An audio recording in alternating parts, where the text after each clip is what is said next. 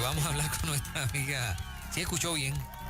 Y perdone, ¿verdad? Pero ahorita vamos a hablar de eso. Ay.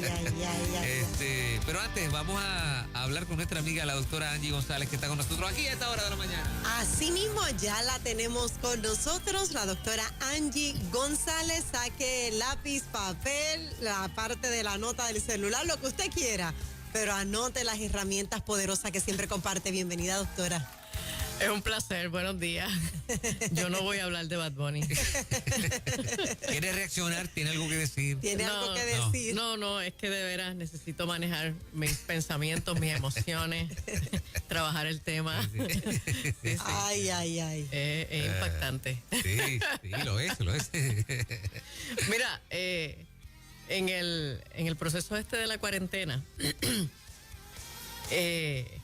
he visto muchos problemas matrimoniales.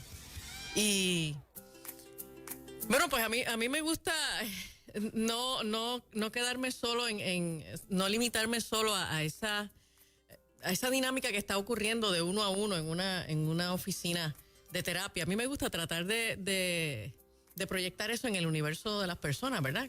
¿Qué está pasando a nivel social? ¿Qué está pasando a nivel del macro?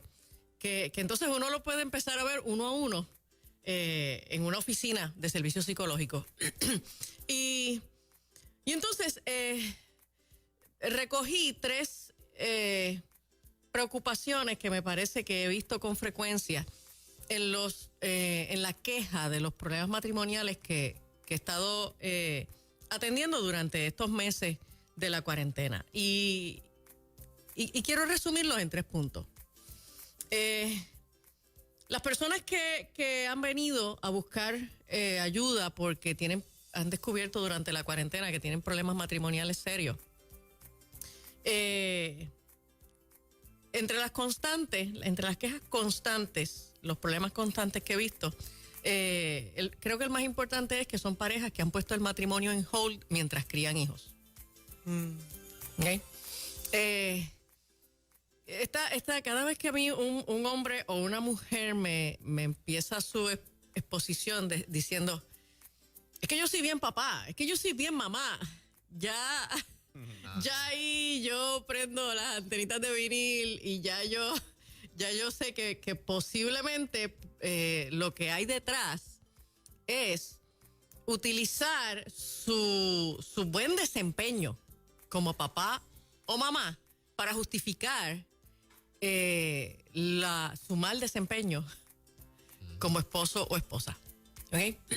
Y entonces a mí me gusta dejarle claro a los matrimonios varios conceptos. Primero, uno puede ser buen papá y buen esposo a la vez. Uno puede ser buena mamá y buena esposa a la vez. Uno no tiene que dejar de ser una cosa para ser la otra. El segundo concepto que le digo es, precisamente, el buen desempeño como papá o como mamá se fundamenta en esa relación de donde se origina la paternidad y la maternidad. De momento nosotros nos enfocamos en nuestros hijos que adoramos y nos olvidamos de que esos nenes no salieron de un huevo, esos nenes no cayeron de una mata de plátano, sino que hubo esta otra persona que fue un elemento indispensable, sin el cual pues tú no hubieras podido disfrutar de la paternidad o de la maternidad que tú disfrutas. Pero mucha gente interpreta, doctora, que tengo la impresión, ¿no?, de que ya cuando se hacen padres, pues me convierto en un buen esposo o una buena esposa si soy un buen padre y una buena madre. Exacto. Y una cosa no tiene que ver con la otra. Son 2 roles distintos. Ajá. Y son 2 roles que la gente tiene que aprender a manejar a la vez. ¿Ok? De hecho, creo que fue... no me citen por si acaso estoy diciendo un disparate, pero creo que fue Oscar Wilde el que dijo que lo mejor que un padre puede hacer por sus hijos es amar a su esposa. Uy. Uy. Si tú quieres ser un buen papá. Tiró duro, ese pichea Grandes Ligas. Si tú quieres ser un buen papá, ama a la madre de tus hijos. Si tú quieres ser una buena mamá, ama al padre de tus hijos. Pero no te visualices como alguien que tiene que escoger entre un rol o el otro. La paternidad y la maternidad van ancladas a la relación de pareja. Punto. Es biológicamente así y es psicológicamente así. Hay demasiadas parejas que saben que cuando sus hijos se vayan de la casa se van a divorciar. Sí, de hecho, es parte del plan. Hay parejas que viven en esa planificación. Yo me voy a quedar en esta relación hasta que termine de criar. Y entonces ya es la meta, es el propósito de vida y cuentan los días en que por fin los muchachos se vayan para entonces salir de esa relación. Así que este asunto de poner el matrimonio en hold, vamos a bregar primero con los muchachos y después bregamos con el matrimonio, es algo que veo con mucha frecuencia en estas parejas que terminan entonces apareciendo en una oficina de servicios psicológicos porque se dan cuenta de que ya su matrimonio está al borde de la ruina. Lo otro que he visto mucho es la actitud de darle al cónyuge las sobras, lo que sobra al final del día, ¿no? Todo lo demás tiene prioridad. Es más importante limpiar la casa, es más importante hacer las asignaciones con los chicos, es más importante el trabajo, es más importante producir dinero, es más importante, todo es más importante.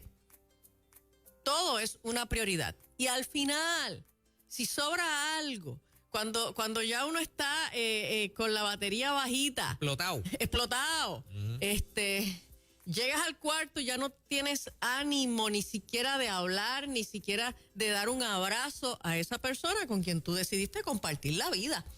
Y vives dándole las sobras a esa persona. ¿Okay? Y eso se manifiesta en todo. O sea, a veces hasta cuando uno va de tienda, de momento te fuiste para las tiendas y compraste para todos los muchachos y óyeme, no le compraste ni una cajita de chicle a tu esposo o a tu esposa. ¿Ok? Uy. Así que darle al cónyuge las sobras. Y lo tercero que he visto es darle más peso a los sentimientos que al compromiso. Es esta cosa de llegar a la oficina de los psicólogos y los consejeros con la queja de que es que ya yo no siento igual. Es que yo pienso que ya no lo amo. Es que yo pienso que ya no la amo. Cuando uno empieza a explorar cuál es la queja, cuál es el problema con esa persona, te describen una persona extraordinaria. No, ella es una gran mujer, no, él es un gran hombre, esto, aquello, lo otro. Ok, pero ¿y cuál es la queja? ¿Cuál es el problema? Es que ya yo no me siento igual. Es que ya yo no siento que lo amo, ya yo no siento que la amo. Ok. Y entonces el sentimiento se convierte en el norte de la toma de decisiones. ¿Ok? ¿Y ese vacío no se puede validar? ¿Es una changuería o...? No, se puede validar. Es genuino, es genuino. Lo que pasa es que no es el atributo o la razón por la cual nosotros debemos tomar este tipo de decisiones. ¿Ok? Dietrich Bonhoeffer, que es uno de mis ídolos, de mis escritores favoritos, de mis teólogos favoritos del siglo pasado. Para los que no saben, Dietrich Bonhoeffer era pastor en la Alemania nazi. Fue arrestado, ¿verdad? Porque fue parte de la resistencia contra el gobierno de Adolfo Hitler y murió, fue ejecutado después de 2 años de estar preso. Pero él tenía una novia y él tenía una novia ya comprometida para casarse, con quien finalmente pues nunca se casó porque lo ejecutaron. Entonces a esta novia él le escribía cartas, le enviaba cartas y en esas cartas él le escribía diversidad de temas, entre los cuales le escribía temas de amor. Bueno, pues era su novia, ¿no? Y le escribía temas sobre el amor de pareja y el matrimonio. Y esas cartas están contenidas en un libro que se titula Las cartas desde el confinamiento o las cartas desde la prisión, ¿ok? Y entonces en una de esas cartas Dietrich Bonhoeffer dice que no es el amor lo que sostiene el matrimonio, es el matrimonio lo que sostiene el amor. O sea, yo no estoy casado contigo porque te amo. Yo te amo porque estoy casado contigo. Y en esos momentos en que de momento yo siento que, mano, yo no me siento igual. ya yo no me siento igual de enamorada, ya yo no estoy igual de enamorado, ya no siento maripositas en el estómago, como dicen en mi pueblo, ya no se me brota el ombligo cuando te veo, ¿no? Sí. La expresión poética son las mariposas en la barriga. Pero, exacto. Y pues mira, ¿sabes qué? En ese momento es el compromiso matrimonial lo que te permite mantenerte en esa relación hasta que la fluctuación emocional se estabiliza. Porque las emociones, como parte de su naturaleza, son fluctuantes, son cambiantes. Si hay algo en lo que nosotros no podemos confiar, es en nuestras emociones. Que ya no me siento tan enamorada como antes. Sí, eso es válido, eso pasa. Que porque hoy no me siento tan enamorada, pues de veras esa es la razón para divorciarme. Y no me malinterpreten, yo creo que el divorcio es válido. Bajo ciertas circunstancias, no es ni siquiera el plan B. Uno debe explorar hasta la saciedad las alternativas para restaurar, para mantener el matrimonio, para reparar el matrimonio. Pero no es que el matrimonio sea inadmisible ni que necesariamente es del diablo, porque al final el divorcio fue Dios el que se lo reveló a Moisés para que lo pusiera en la ley. Es una concesión que Jesús no deroga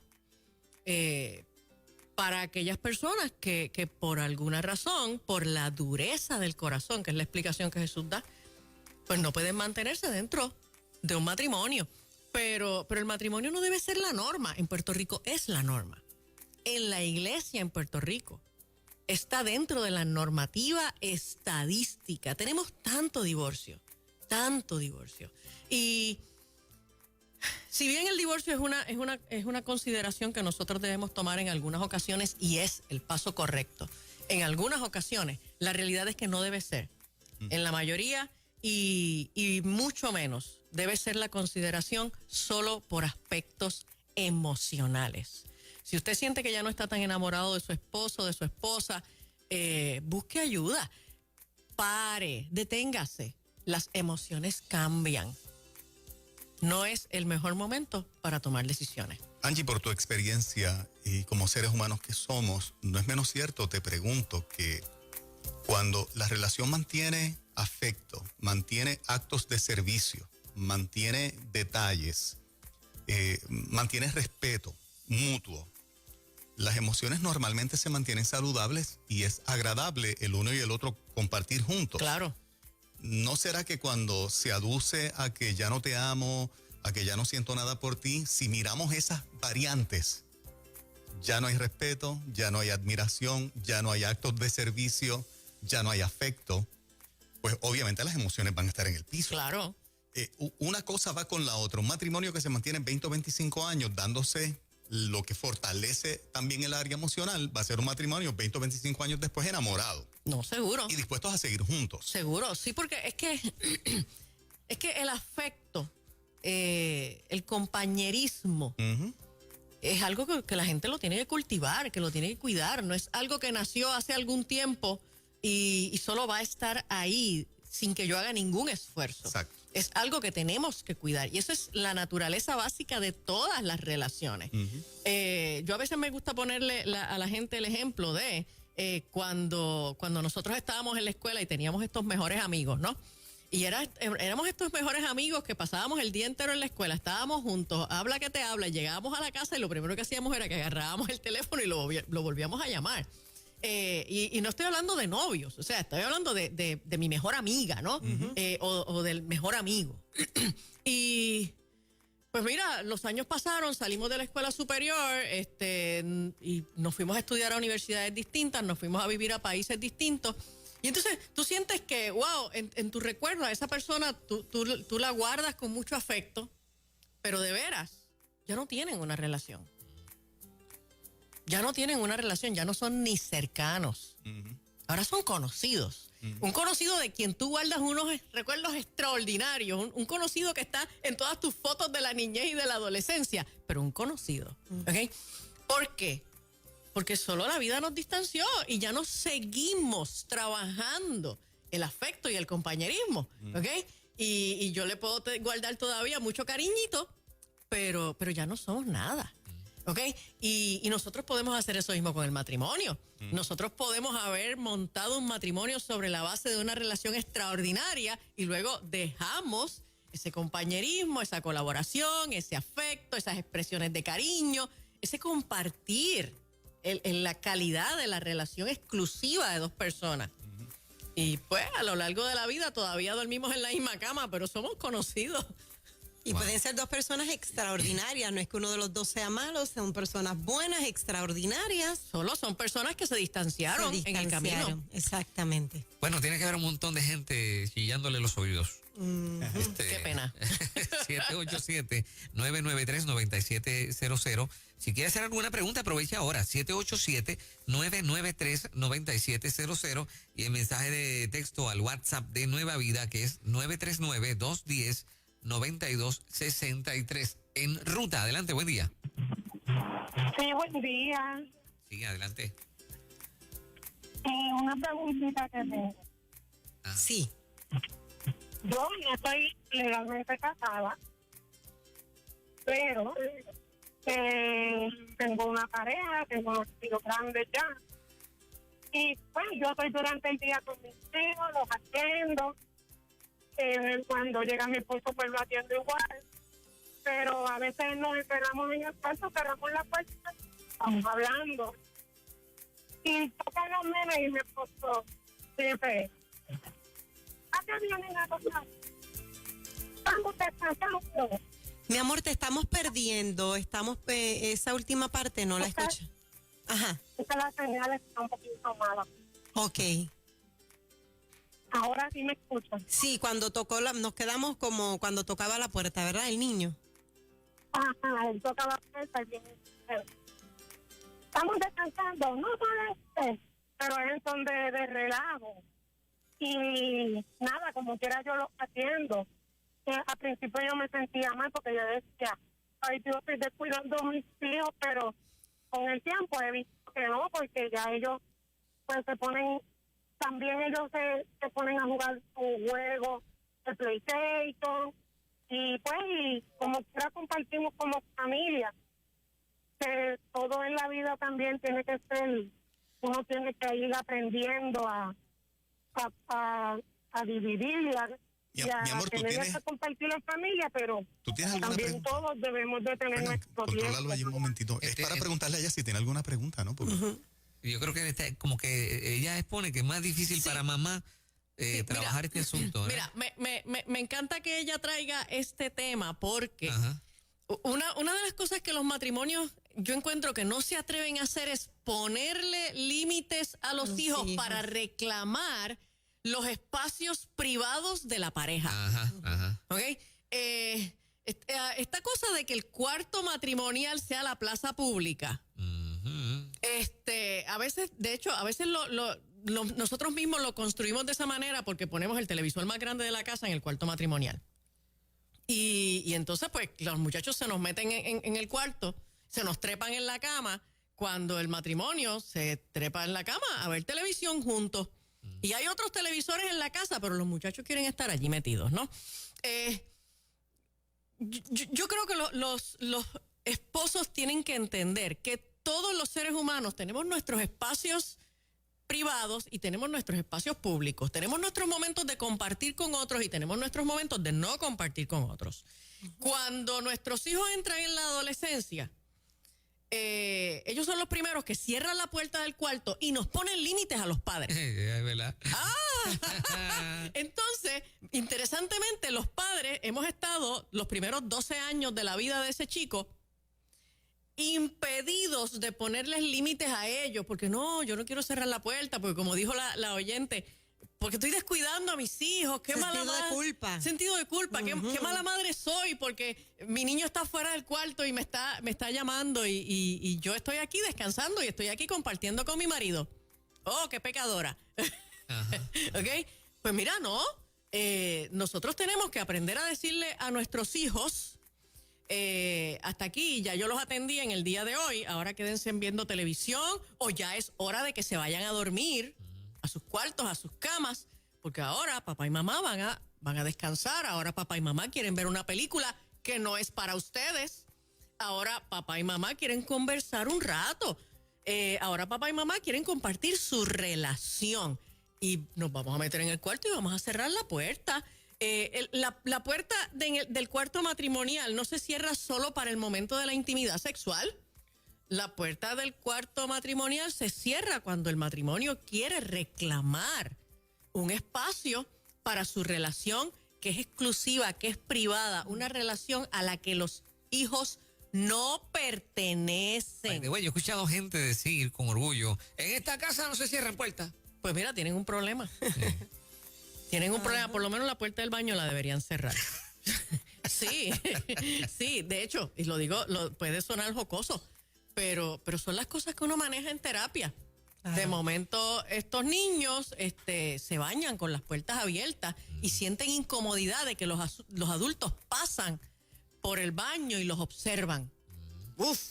De momento, este niño me refiere que observa a su papá cuando va a orinar, porque no se cierran las puertas. No, en la vida nosotros tenemos que tener límites, una diversidad de límites para tener relaciones saludables. Hay unos espacios que son privados del individuo, hay unos espacios que son privados de la pareja y nosotros tenemos que aprender a poner límites, con respeto y con amor, pero poner límites. Una más por acá. En Ruta, muy buen día. Muy buen día. Yo estoy muy de acuerdo con lo que acaba de indicar la conferenciante. Es importante poner esos límites a ciertas circunstancias. Los hijos son nuestros hijos, la pareja es nuestra pareja, y los límites a los espacios de convivencia, sea en pareja, sea con los hijos, pues también ponerlos. Es bien necesario para la salud y la madurez en las relaciones. Gracias. Igual con nuestras amistades, tenemos nuestras amistades y llegan hasta cierto nivel, pero también poner los límites cuando ya entonces entra a tu relación personal como persona, como individuo y como tu deseo de relación de pareja. Gracias. Cada etapa es importante, cada espacio es importante y cada relación es importante. Tú sabes que, gracias oyente, tú sabes que yo tengo algunas clientas que cuando llegan a mi oficina a decirme que ya no aman a su esposo, y yo le pregunto, ¿verdad? Que me lo describan. Después que me lo describen, ya yo estoy enamorada de ellos. Sí. Entonces yo termino preguntándole, ¿y por qué tú quieres dejar un hombre así? Qué buena elección esa. Sí, oye, ¿por qué tú quieres dejar un hombre así? Porque es que ya no me siento igual. Ok, pues mira, ¿por qué mejor no lo citamos a él y empezamos a trabajar un poquito en terapia? A ver si les ayudamos con esto. Y a veces no nos damos cuenta, sé que el tiempo terminó, pero a veces no nos damos cuenta, doctora, que cometemos tantos errores aún en las habitaciones. Hay habitaciones matrimoniales que parecen el cuarto del hijo, los juguetes del hijo allá. Mira, una vez yo cogí un taller, hasta los cuadros que tú no debes tener en una habitación matrimonial. Sí. Porque pueden afectar, o sea, son cosas que uno las ve como una tontería, pero no. Sí, tienen los cuadros de Barney en el cuarto del matrimonio. Mira, si tú quieres ser un buen papá, si quieres ser una buena mamá, sé un buen esposo, sé una buena esposa, protege tu matrimonio. Sí, señor. Extraordinaria, doctora Angie González. ¿Dónde la consiguen? Mira, estamos en Bayamón, en la Avenida Los Millones. Usted nos deja un mensajito de texto en el 787-613-5908. 613-5908 para servicios psicológicos y también estamos allí en la Iglesia Catacumba 2 de Bayamón. Gracias, doctora. Buen día. Excelente. Las 7:26.